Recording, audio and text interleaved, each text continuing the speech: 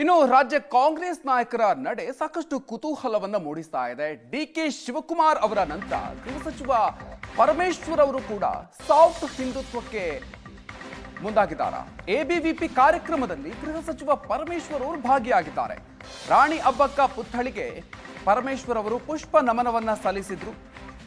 ರಾಣಿ ಅಬ್ಬಕ್ಕ 500ನೇ ಜನ್ಮ ದಿನದ ಪ್ರಯುಕ್ತ ರಥಯಾತ್ರೆಯನ್ನ ಹಮ್ಮಿಕೊಳ್ಳಲಾಗಿದೆ.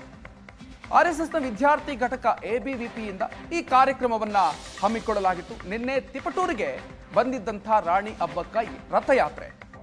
ಎಬಿವಿಪಿ ಕಾರ್ಯಕ್ರಮದಲ್ಲಿ ಗೃಹ ಸಚಿವರು ಪಾಲ್ಗೊಂಡಿದ್ದಾರೆ. ಪ್ರಗತಿ ಪರಿಶೀಲನಾ ಸಭೆಯಿಂದ ವಾಪಸ್ ಬರುವಂತಹ ಸಂದರ್ಭದಲ್ಲಿ ಈ ಕಾರ್ಯಕ್ರಮಕ್ಕೂ ಕೂಡ ಅವರು ಭಾಗಿಯಾಗಿದ್ದಾರೆ, ಕಾರ್ಯಕ್ರಮದಲ್ಲಿ ಪಾಲ್ಗೊಂಡಿದ್ದಾರೆ.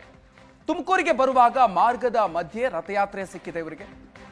ಆ ಸಂದರ್ಭದಲ್ಲಿ ಆ ಕಾರ್ಯಕ್ರಮದಲ್ಲಿ ಅವರು ಭಾಗಿಯಾಗಿದ್ದಾರೆ. ಡಿಸಿಎಂ ಡಿಕೆ ಶಿವಕುಮಾರ್ ಬಳಿಕ ಗೃಹ ಸಚಿವ ಪರಮೇಶ್ವರ್ ಅವರು ಕೂಡ ಹೊಸ ದಾಳವನ್ನ ಉರುಳಿಸಿದ್ದಾರೆ ಹಾಗಾದ್ರೆ ಅನ್ನುವಂಥ ಒಂದು ಕುತೂಹಲಕ್ಕೆ ಕಾರಣ ಆಗ್ತಾ ಇದೆ. ಇತ್ತೀಚೆಗೆ ಆರ್ಎಸ್ಎಸ್ ಗೀತೆಯನ್ನ ಹಾಡಿ ಅದಾದ ನಂತರ ಡಿಸಿಎಂ ಡಿಕೆ ಶಿವಕುಮಾರ್ ಅವರು ಕ್ಷಮೆಯನ್ನ ಕೇಳಿರುವಂತಹ ಘಟನೆ ಕೂಡ ಆಗಿತ್ತು. ಡಿಕೆ ಶಿವಕುಮಾರ್ ಬಳಿಕ ಈಗ ಸಚಿವ ಪರಮೇಶ್ವರ್ ಅವರು ಸಾಫ್ಟ್ ಹಿಂದುತ್ವ ಪಾಲಿಸೋದಕ್ಕೆ ಮುಂದಾಗಿದ್ದಾರೆ ಹಾಗಾದ್ರೆ ಅನ್ನುವಂಥ ಕುತೂಹಲ ಮೂಡಿಸ್ತಾ ಇದೆ.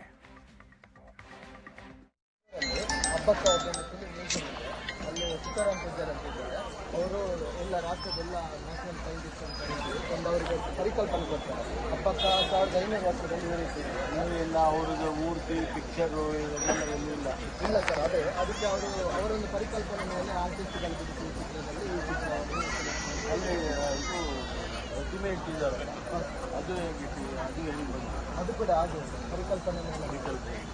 ಓಕೆ, ಒಳ್ಳೆಯದಾಗಲಿ.